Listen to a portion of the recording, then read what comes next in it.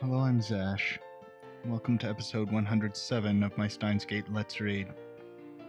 Joining me is Faith as usual, but that was hard. We killed her. Do we have the right to continue? Well, let's find out.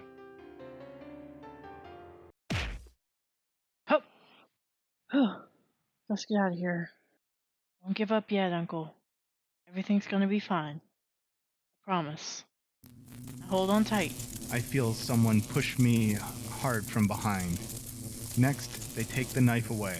My fingers are like solid rock. They have to be pried open one by one. I failed to save Kurisu. Worse, Convergence made me kill her. The past has already been decided. It was impossible to change it from the start.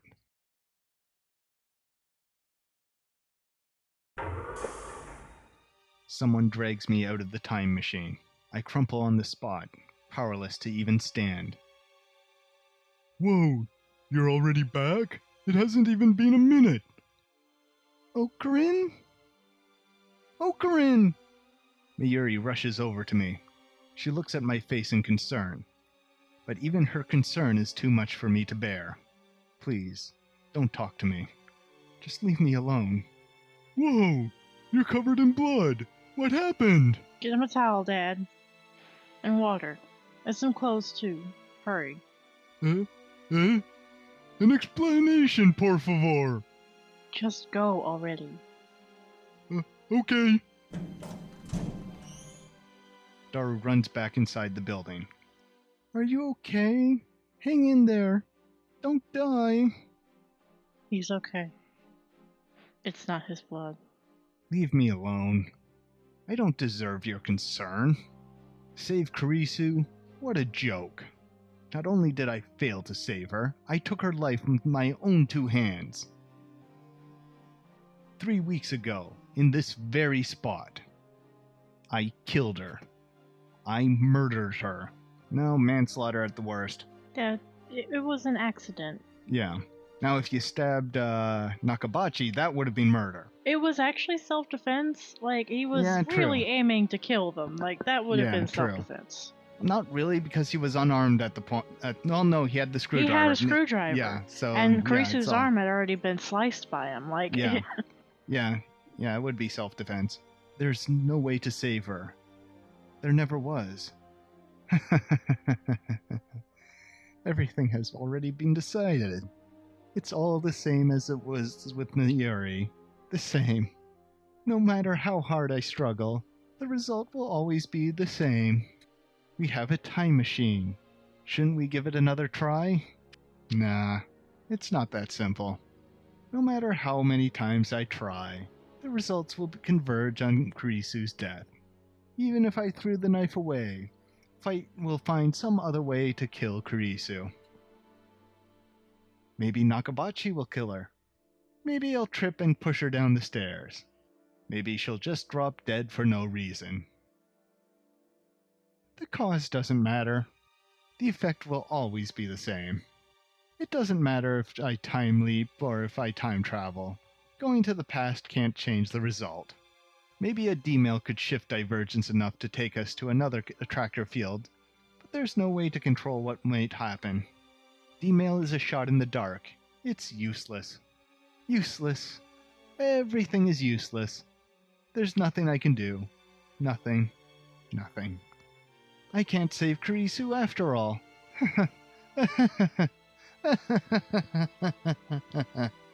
I knew this would happen. I knew it would turn out like this. I can't take this anymore. I'm so tired. Enough already. I give up. Okarin! Did she just hit us? Did Mayuri just smack somebody? Oh my god. A burning numbness spreads across my cheek. Mayuri hit me. What? She's never done anything like this before. The shock is enough to bring me to my senses. To be fair, you were hysterical. Oopsies. Mayuri looks at me with tears streaming down her cheeks. Her small body gently embraces mine, though I'm still covered in Krisu's blood. Oh, Corinne, you're not a quitter. Miyushi knows you never, ever give up, not until the very end. Remember? Every day Miyushi prayed for help in front of Granny's grave. And every day you came to see me. Even on rainy days and snowy days, you always stood next to Miyushi and called my name. Because you were always there for Miyushi, I was finally able to say goodbye to Granny. Miyushi doesn't really understand what's going on, but don't give up now, okay? Miyushi doesn't want to see you sad. Mayuri's gentle warmth envelops me. I cling to that warmth, but it's not enough to heal my heart. But I killed her. The person most precious to me, who I wanted so desperately to save. I killed her. Oh, Corinne. I can still feel the knife in my hand. I can still feel her fading heartbeat. I look at my hands over Mayuri's shoulder. They're red with blood. Krisu's blood. The shaking won't stop. Tears fall, washing away the blood. Guilt and despair are tearing at my soul. If Suzuha hadn't taken the knife, I might have slit my own throat in that very spot. This reality is too much to bear. But I realize that this is retribution, my just punishment for taking the godlike power of time travel and using it to distort the past. Are we doing this? We're doing this. Krisu can't be saved. That has been proven beyond a doubt. At the very least, I can't save her. Not even with Mayuri's encouragement. There's nothing I can do. You're wrong. Suzuha speaks, her voice full of conviction, and immediately afterwards, I hear a familiar melody, my male tone. Mayuri takes my phone out of her pocket. She's been looking after it. You've got mail, Okarin. Mayuri gently puts my phone into my hand. I don't have the energy to check my mail, but for some reason, Suzuha gestures for me to look at it. I reluctantly open my inbox. Oh. Only 2 mails. And the other one's the one with the strange email. Oh dear. What? Turn on the TV? That's all it says. The sender is unfamiliar. Steins Gate -L Psi Kangaroo. Look at the Boy, sender come on. address. Is this a prank? Spam? I'm bewildered. I don't know who sent this. But then I happen to glance at the send time, and the shock is like a lightning bolt to the brain. The date it was sent. August 21st, 2025. 2025? No. Is this? It doesn't even occur to me to wonder if my phone has malfunctioned. After all, I know this phenomenon. A D-mail? I look up at Suzuha. She sees my confusion and looks at my phone. It actually came through. Just like you said it would. Judging by her surprise, I guess she doesn't know much. Suzuha leapt from 2036. That's 11 years after this D-mail was sent. Does that mean it's not related to her? What does it mean? Turn on the friggin' TV? Yeah. There must be something on. Something you need to see. Hey guys, I brought the stuff. Daru comes back with a convenience store bag, right on time. Fortunately, my phone has TV reception. As soon as I switch it on, I see a news reporter standing in some foreign airport. There's a jumbo jet in the background. Looking closer, I see burns near the plane's tail. The caption says, "Fire on Russian Airlines." Russian authorities announced today that a fire broke out on Russian Airlines Flight 801, en route from Narita to Moscow. The flight departed Narita Airport at 11:05 Japan time, but a fire broke out in the cargo hold shortly before arrival. The flight made an emergency landing at Domodedovo International Airport, where the passengers were evacuated. No one was injured. One of the passengers on Flight 801 was a Japanese physicist who had declared his intention to seek asylum in Russia. The screen changes, and the camera cuts to what appears to be an airport lobby. A man is standing there, surrounded by reporters. When I see his face, my breath catches in my throat. Dr. Nakabachi? Dr. Nakabachi, real name Akise Shoshi, made these comments to the press earlier today. I still haven't recovered from the shock of murdering Krisu. The images on the TV seem like something from a dream. Did they say Nakabachi sought asylum in Russia? I didn't think people still did that in this day and age. I mean, all you need is a passport to travel to Russia. I am delighted to have arrived safely in this wonderful country. My deepest gratitude to the Russian government for accepting me. What happened on the plane? Read the subtitles at the bottom of the screen. When the cabin filled with smoke, I remained perfectly calm. Some passengers panicked, but they settled down after I gave them a talking to. I doubt that somehow. Nakabachi responds confidently. He certainly doesn't look like a man who would strangle his own daughter.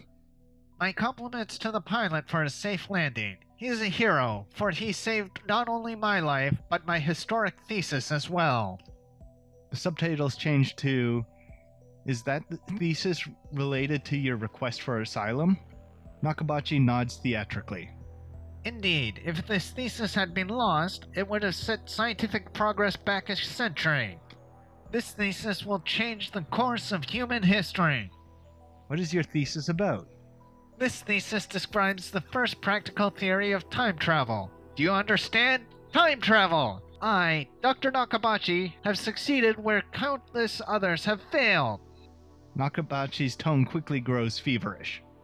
Now he's talking directly to the camera.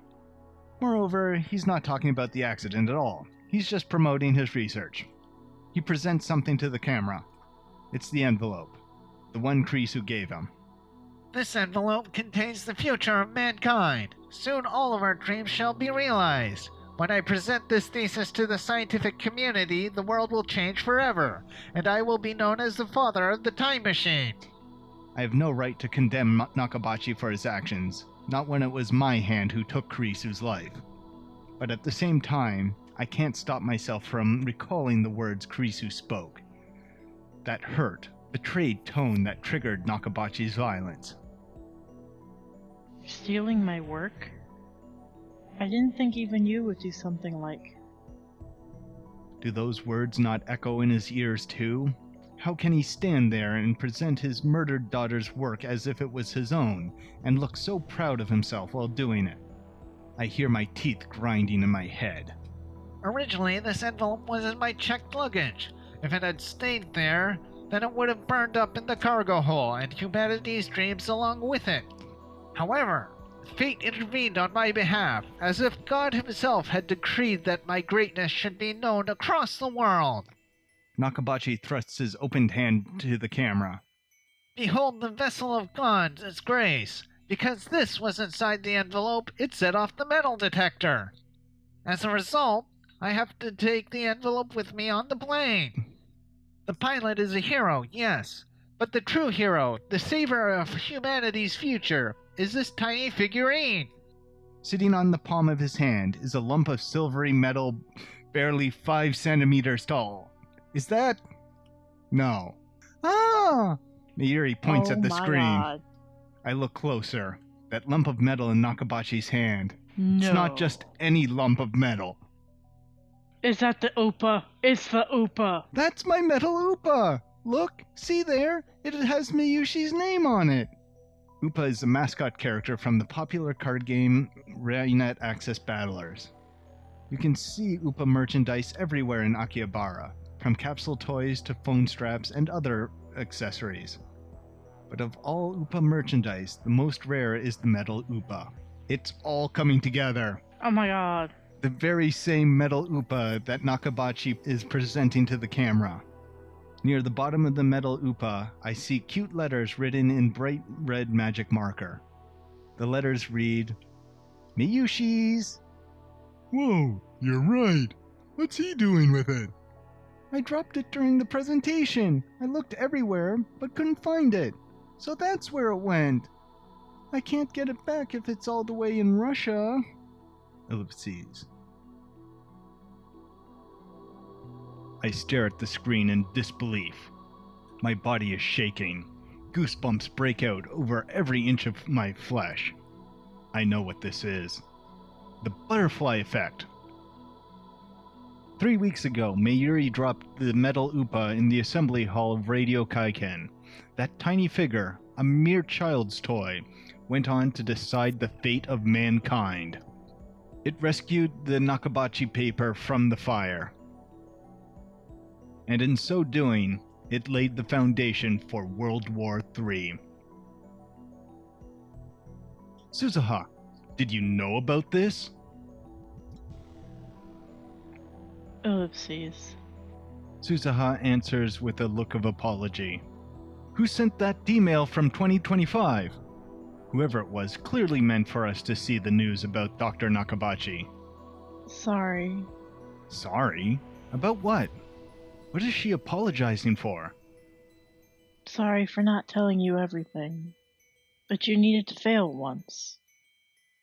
You had to experience Mikise Kurisu's death firsthand. What? Why? You tricked me? Not exactly. It was part of the plan. At least that's what I was told. Told? By whom? I'm sorry for making you go through that, Uncle. Tell me what's going on. See for yourself. Suzuha points to the phone in my hand. Then you'll understand. What are you talking about? The message should already be in your phone. The message you sent from 2025. What? A video mail. You received one, didn't you? Ah, she's right. When was that again? July 28th, right after I met Kurisu for the first time. Just as I was about to contact Mayuri, I received a mysterious video mail from an address I'd never seen before. Is that what she's talking about? But there was nothing on it, just noise. Try again. Suzuha grins.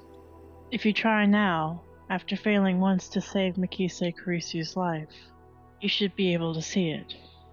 Are you kidding me? Is that even possible?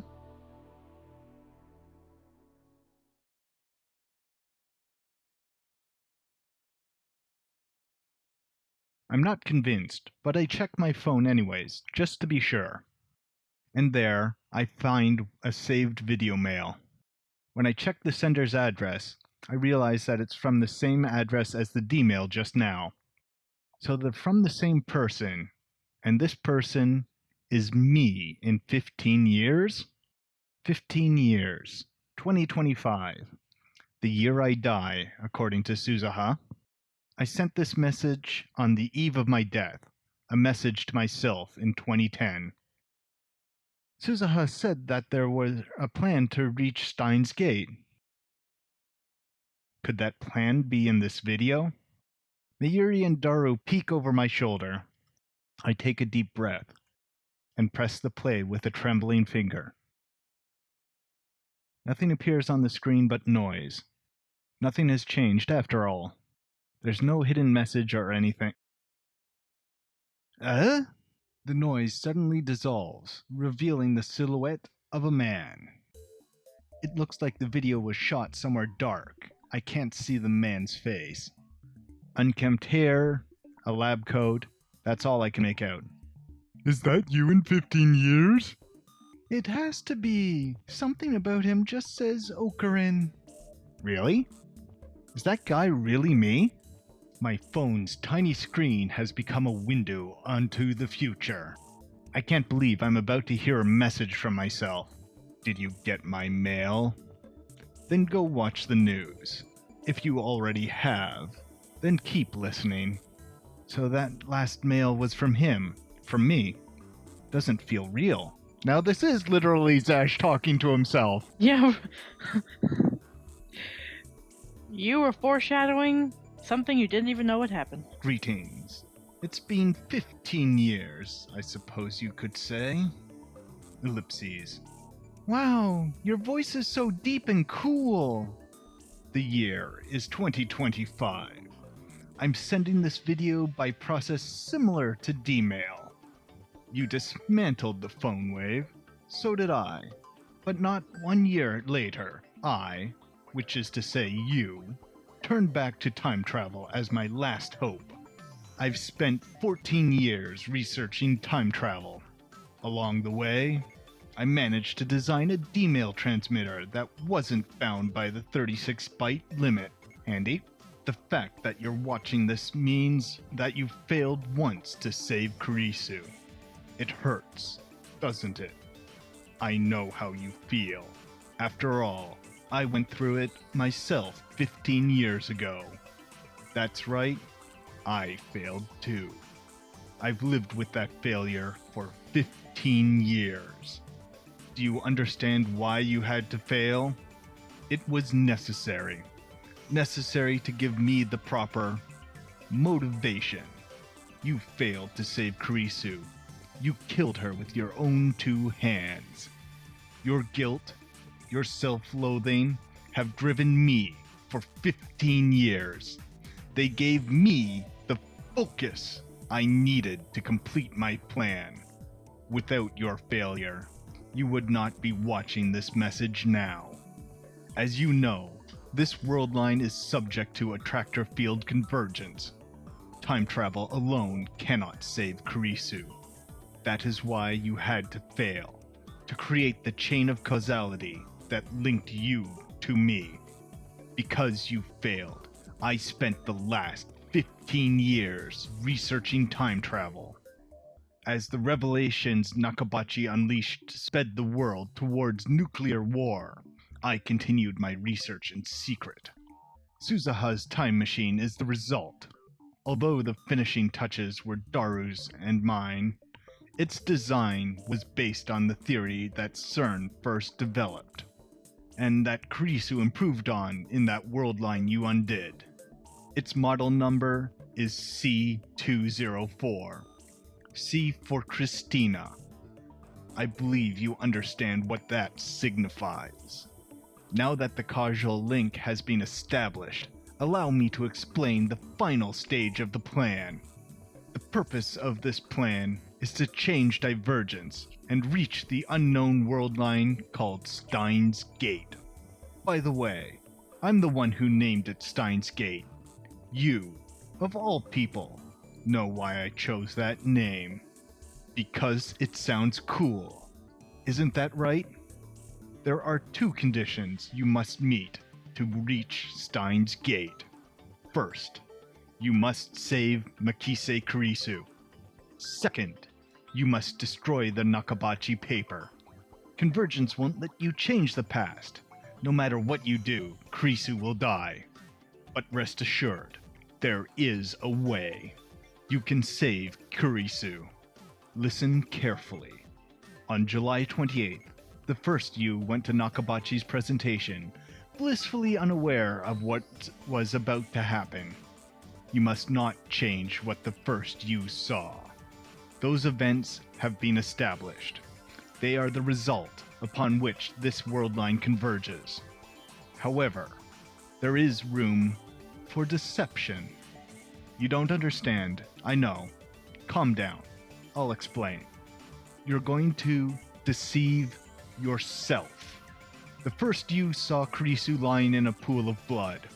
If you were to change that fact, it would render everything you have done since, as well as everything that I have done, a paradox. After finding Kurisu's body, you sent a D-mail, which was intercepted by Echelon, which tipped off CERN. Recall your experiences on the Alpha World Line. You saw more than just Mayuri's death. You saw Kurisu alive and well. You made her a lab member despite her protests, and together you built the Time Leap machine. It was only 3 weeks, but she was there, beside you. Those memories are yours. Those memories are mine. They are the proof that we did not live on this world line where Kurisu died on July 28th. You traveled to the Alpha world line. You met Kurisu and fell in love. You sacrificed the dreams of those closest to you. But still, you ought to give Mayuri a future. For 3 weeks you fought, and now those memories are part of you. If you had not seen Kurisu's body in the hallway of Radio Kaiken, you would not have sent that first email. CERN would not have found you. When you encountered Kurisu later, you would not have been shocked to see her alive. You would not have spoken the words that led her to your doorstep. Without those memories, you would not now be willing to travel through time to save her. I would not have spent my life searching for a path to Steins Gate. I would not have recorded this message. Daru and I would not have completed the time machine. Suzuha would not be standing beside you now. You must not reject the 3 weeks you spent drifting between world lines. You must not undo the past. Those 3 weeks made you who you are. A man who would do anything to save the woman he loves.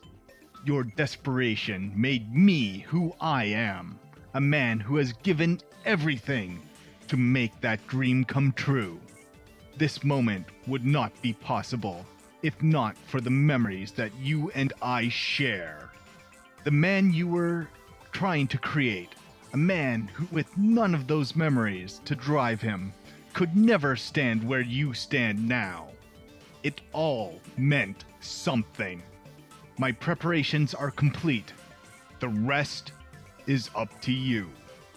The final phase of Operation Scald will now commence. Your mission: change the outcome without changing the establishing events. You saw Mikise Kurisu lying in a pool of blood.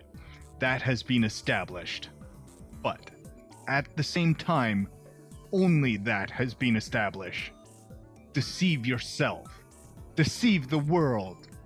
Save the cheerleader. Save the world. That is the choice which will lead you to Steins Gate. Good luck, mad scientist. El Sai Konguru.